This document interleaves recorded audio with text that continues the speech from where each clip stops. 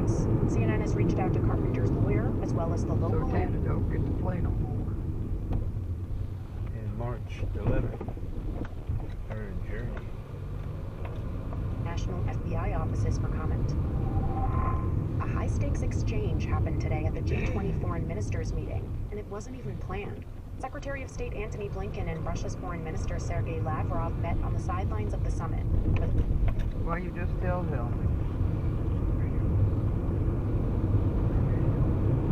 First time since Russia's invasion of Ukraine.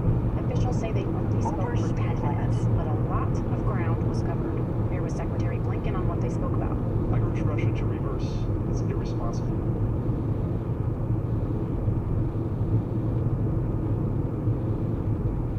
decision and return to implementing the New START treaty. I also raised the wrongful detention of Paul Whelan, as I have on many previous occasions. Finally, I told the foreign minister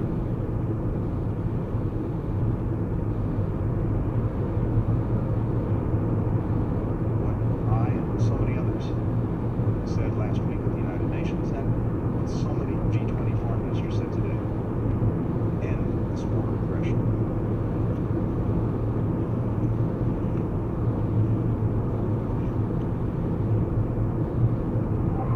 If it wasn't already clear that there are some divisions in the Republican Party, two competing fundraising events are set to go ahead this week. The annual Conservative Political Action Conference, or CPAC,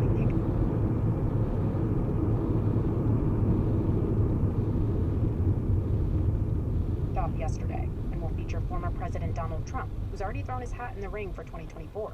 Meanwhile, this weekend, Florida Governor Ron DeSantis will headline a private donor retreat for the conservative group Club for Growth.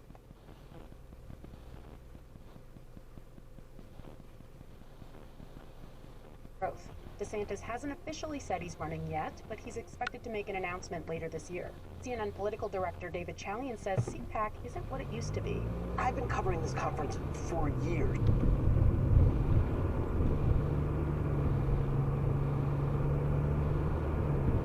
We would go every year, and you would think it was the perfect place to get a sense of the conservative pulse and which presidential candidates are doing a better job in the early stages of wooing the conservative base.